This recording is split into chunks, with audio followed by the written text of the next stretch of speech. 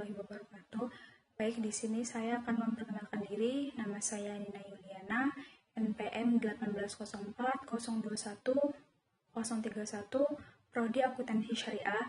Jadi video ini dibuat guna memenuhi tugas tengah semester mata kuliah komunikasi bisnis. Nah, jadi di sini saya akan menjelaskan terkait dengan komunikasi bisnis dengan audiens. Nah, jadi yang pertama mengenai pengertian komunikasi bisnis. Jadi komunikasi bisnis ini merupakan aktivitas pertukaran ide, baik pesan maupun konsep yang berhubungan dengan pencapaian sejumlah target komersil. Jadi dengan adanya komunikasi bisnis ini diharapkan mampu memberikan maupun menjadikan tujuan perusahaan itu tercapai. Kemudian unsur-unsur komunikasi bisnis yang pertama ada tujuan. Nah, jadi tujuan ini memiliki tujuan yang telah ditentukan serta sejalan dengan tujuan dari organisasi tersebut. Jadi komunikasi ini dibentuk untuk memudahkan daripada tujuan perusahaan itu sendiri. Kemudian adanya pertukaran, komunikasi melibatkan setidaknya 2 orang atau lebih. Nah, jadi di dalam komunikasi ini bisa dilakukan oleh 2 orang atau bahkan lebih. Karena komunikasi ini kita membutuhkan lawan bicara untuk menerima maupun menangkap pesan dari yang dibicarakan, kemudian berisi informasi, gagasan, opini, instruksi, isi dari pesan yang terdapat dalam komunikasi, di mana bentuknya bisa beragam tergantung situasi, kondisi, dan tujuannya. Nah, jadi di dalam komunikasi bisnis ini, pasti di dalam komunikasi ini terdapat tujuan, maupun gagasan, maupun opini. Nah, jadi dengan adanya komunikasi bisnis ini, kita bisa mengetahui, kita bisa tahu terkait hal-hal yang memang ingin kita ketahui, mengenai hal-hal yang ingin kita utarakan kepada audiens maupun mencari informasi terkait hal-hal yang ingin kita ketahui. Nah, kemudian yang selanjutnya adalah memanfaatkan saluran personal atau impersonal. Komunikasi dapat dilakukan dengan bertatap muka, memanfaatkan media khusus, atau pada media massa jika ingin menjangkau banyak orang. Nah, jadi komunikasi bisnis ini tidak hanya bisa dilakukan secara face to face maupun bertatap muka, tapi juga bisa dilakukan menggunakan media sosial, misalnya nih video call, bertukar email, maupun melalui media sosial, misalnya nih YouTube, Instagram, dan sebagainya. Nah, kemudian memakai simbol atau sinyal. Metode atau alat yang digunakan untuk berkomunikasi sehingga dapat mengerti oleh penerima pesan. Nah, jadi biasanya di dalam komunikasi bisnis terdapat kode-kode maupun simbol-simbol tertentu untuk menyampaikan pesan-pesan tertentu. Jadi biasanya ini digunakan ketika dalam situasi-situasi tertentu, ketika berkomunikasi itu menggunakan bahasa tubuh tertentu. Nah, kemudian pencapaian target atau tujuan organisasi di mana tujuan tersebut telah ditetapkan sebelumnya oleh manajemen. Nah, jadi sebelum melakukan komunikasi bisnis, pasti dari manajemen perusahaan sudah membuat tujuan daripada perusahaan itu sendiri. Jadi perusahaan itu dibentuk tidak mungkin memiliki tujuan. Oleh sebab itu tujuan ini dibentuk ketika ingin mencapai apa yang dihasilkan oleh perusahaan. Nah, yang selanjutnya adalah jenis-jenis komunikasi. Jadi yang pertama ada komunikasi verbal dan juga komunikasi nonverbal. Nah, jadi komunikasi verbal ini komunikasi yang dilakukan dengan cara lisan maupun tulisan.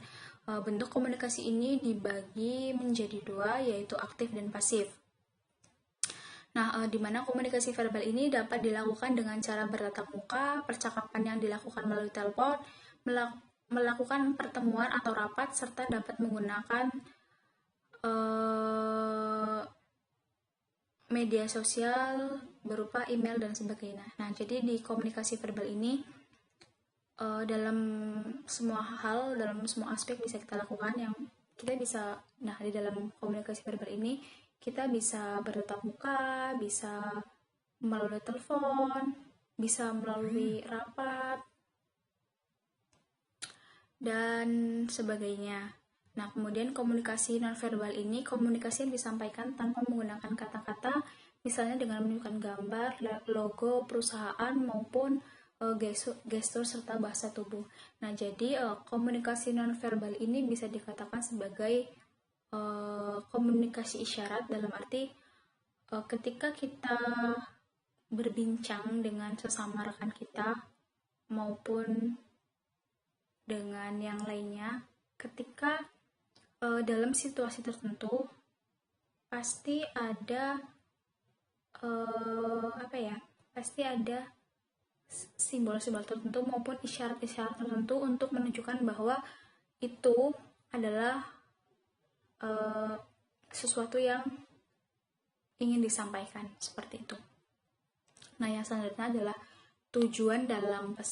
tujuan dasar pesan organisasi. Nah, jadi di dalam tujuan dasar organisasi ini ada 3. Yang pertama adalah komunikasi. Jadi komunikasi ini digunakan untuk memberikan informasi maupun menerima informasi. Jadi komunikasi ini sangat penting dilakukan, karena tanpa adanya komunikasi ini ya bisnis tidak akan berjalan, karena kita tidak memiliki relasi untuk menjalankan bisnis ini. Nah, yang kedua adalah pengaruh. Nah, jadi yang dimaksud pengaruh ini adalah bagaimana ketika kita menyampaikan sesuatu, kita ini bisa meyakinkan orang tersebut. Apa yang kita sampaikan itu bisa meyakinkan diri orang tersebut supaya terpengaruh terhadap pesan yang kita sampaikan maupun yang kita bicarakan. Jadi dengan adanya komunikasi bisnis ini, ketika orang tersebut dapat meyakinkan, memiliki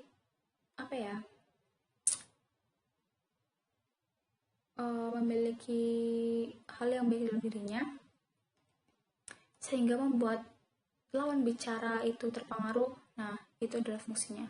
Nah, yang selanjutnya adalah untuk membangun goodwill maupun citra baik. Jadi dengan adanya citra yang baik dalam diri maupun perusahaan, itu bisa membuat orang lain maupun rekan lain itu ingin bekerja sama dengan kita. Jadi ketika kita membangun bisnis, hal yang paling utama adalah nama baik dan juga citra baik dari diri kita sendiri maupun dari perusahaan itu. Nah, yang selanjutnya adalah kriteria pesan yang baik dan efektif. Jadi yang pertama jelas. Ketika kita menyampaikan sesuatu, menyampaikan pesan, memberitahukan informasi, apa yang disampaikan oleh kita itu jelas dalam arti orang yang audiens maupun orang yang menerima pesan ini paham dengan apa yang kita sampaikan. Yang selanjutnya adalah lengkap.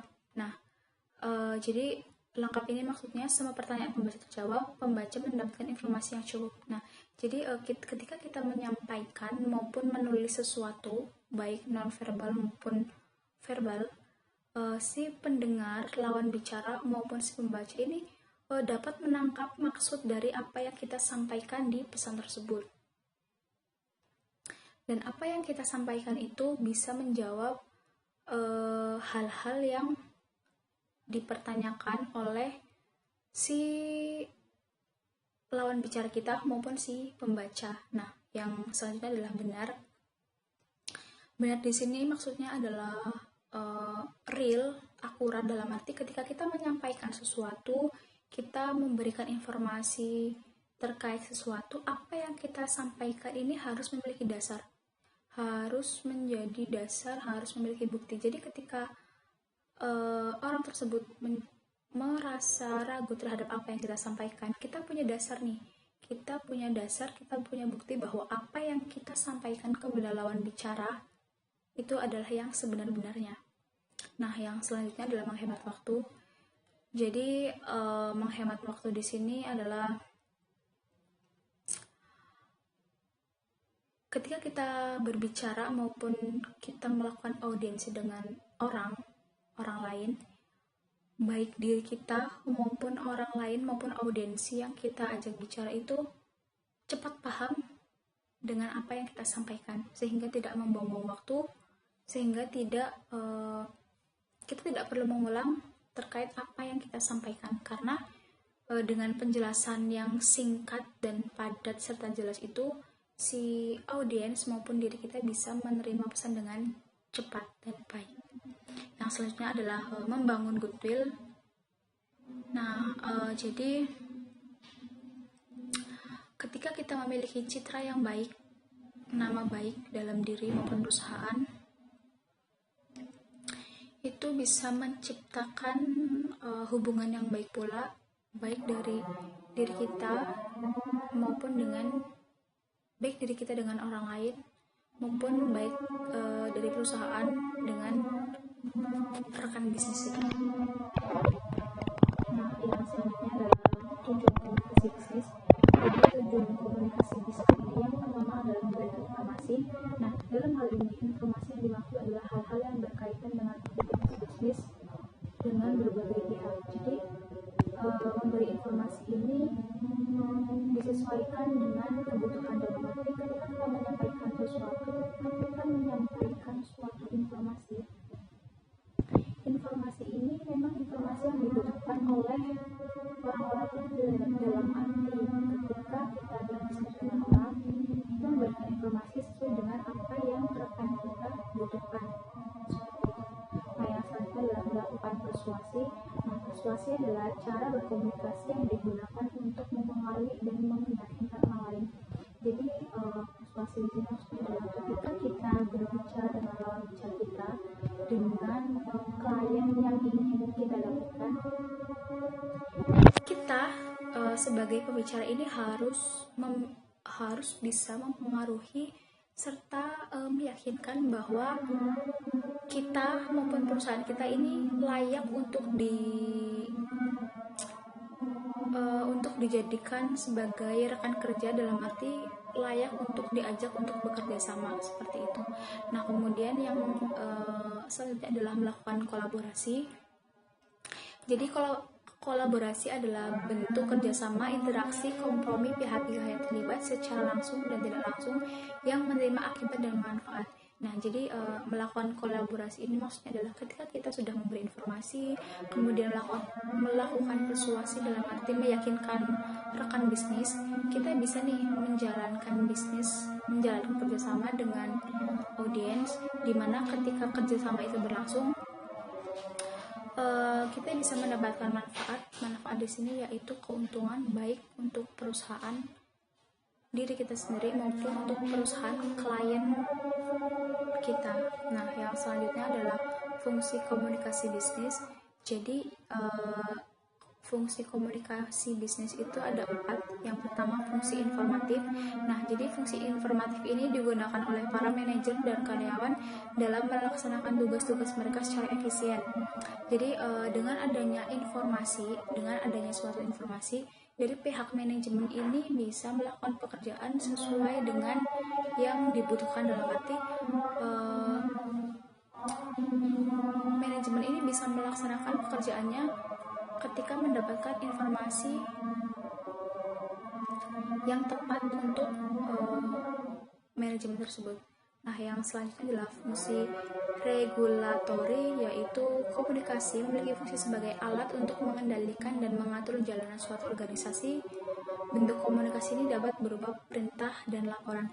Nah, jadi di dalam komunikasi bisnis ini, di dalam suatu manajemen pasti terdapat fungsi regulatory, yang mana ini bisa dilakukan antara atasan dan bawahan maupun manajer dengan bawahan, manajer dengan karyawan. di mana di situ terdapat perintah dari atasan dan laporan dari bawahan. Nah, yang selanjutnya adalah fungsi persuasif. Nah, fungsi persuasif ini berlangsung saat terjadi komunikasi dan interaksi antara karyawan, di mana tujuan komunikasi tersebut adalah agar orang lain dapat menerima ide seseorang.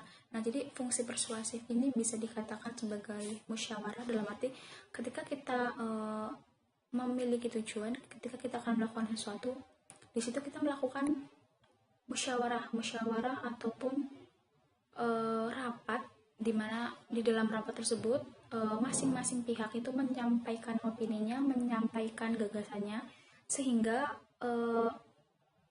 dari gagasan-gagasan ini itu menimbulkan gagasan baru dan dapat diterima demi kemajuan dari perusahaan. Nah, yang selanjutnya adalah fungsi integratif. Nah, fungsi integratif ini terjadi di dalam perusahaan, di mana perusahaan tersebut dapat beroperasi secara terpadu dan utuh. Nah, hal tersebut hanya bisa dilakukan bila komunikasi dan koordinasi di perusahaan berjalan dengan baik. Jadi, adanya fungsi integratif ini, dia lebih ke mengatur, di mana ketika perusahaan itu terorganisir dengan baik, maka perusahaan akan berjalan dengan baik. Nah, yang selanjutnya adalah POIBOK untuk menganalisis masalah komunikasi. Jadi, yang pertama adalah purpose, yaitu tujuan. Jadi, ketika kita melakukan komunikasi bisnis itu, kita harus tahu nih, apa tujuan dari dilakukannya komunikasi bisnis ini. Apakah untuk mencari relasi, ataukah untuk mencari informasi, ataukah untuk mempengaruhi pembicara kita supaya lawan bicara kita ini mau bekerja sama dengan kita. Kemudian audiensi. Jadi audiensi ini yaitu siapa audiensnya. Dalam arti ketika kita akan melakukan komunikasi bisnis, kita harus tahu nih siapa yang akan diajak bicara oleh kita. Seperti itu. Nah, yang selanjutnya adalah informasi, di mana di sini itu terdapat bertujuan untuk mengetahui. Nah, jadi sebelum kita melaksanakan komunikasi bisnis, kita harus tahu apa sih informasi yang terkandung dalam pesan tersebut, apa sih makna yang ada dalam pesan tersebut. Jadi kita harus bisa menganalisis terkait pesan yang disampaikan. Kemudian benefit, yaitu alasan atau manfaat pembaca yang digunakan untuk mendukung posisi pemberi pesan. Jadi ketika kita memberikan pesan ini,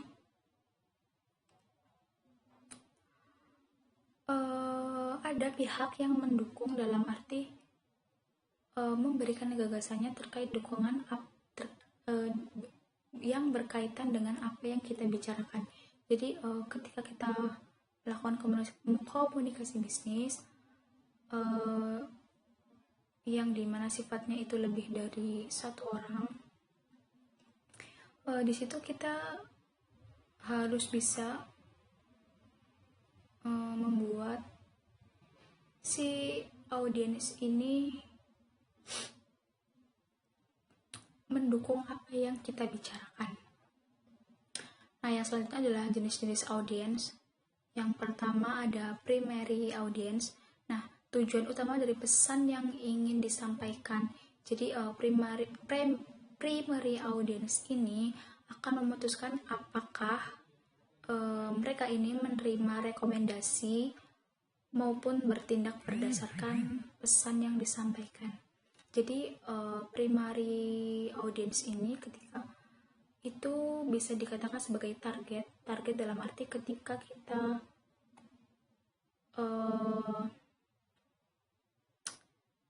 menyampaikan sesuatu, primary audience ini yang menjadi target utama kita supaya si audiens ini terpengaruh terhadap apa yang kita bicarakan. Dan ketika kita bisa meyakinkan ketika kita menyampaikan pesan itu, si audiens ini akan bertindak berdasarkan apa yang kita sampaikan. Jadi ketika kita dapat meyakinkan, kita optimis, kita yakin bahwa kita itu bisa, kita itu mampu, dan kita itu bisa memberikan profit yang baik kepada klien, di situ pasti klien bisa menerima kita sebagai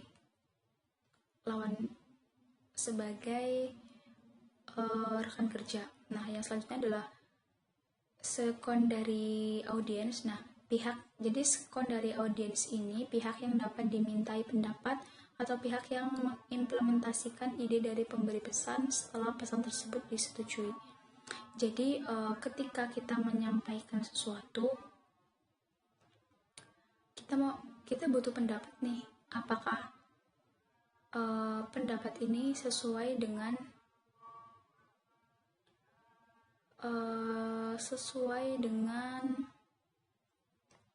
tujuan daripada ketika kita melakukan komunikasi bisnis. Nah, yang selanjutnya adalah intual audience, yaitu pihak yang menerima pertama kali pesan yang disampaikan dan menyalurkan kepada pendengar lainnya. Nah, jadi initial audience ini maksudnya adalah ketika kita berbincang dengan seseorang. Nah, orang yang pertama kali kita ajak berbincang itu adalah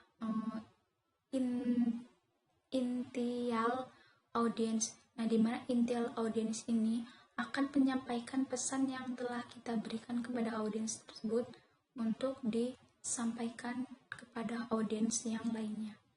Nah, yang selanjutnya adalah watchdog audience. Jadi pihak luar yang memiliki kekuatan politik, sosial, dan ekonomi dalam hal pesan yang ingin disampaikan kepada primary audience. Nah, jadi watchdog audience ini maksudnya adalah seseorang yang berpengaruh ketika kita menjalankan suatu komunikasi bisnis.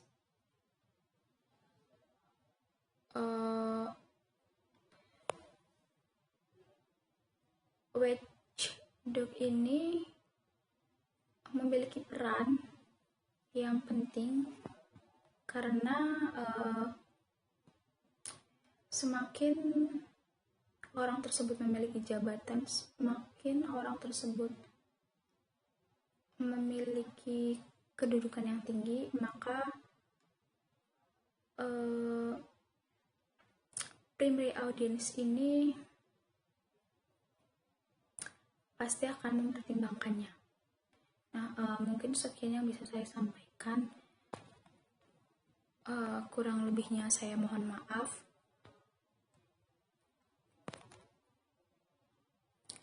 Wassalamualaikum warahmatullahi wabarakatuh.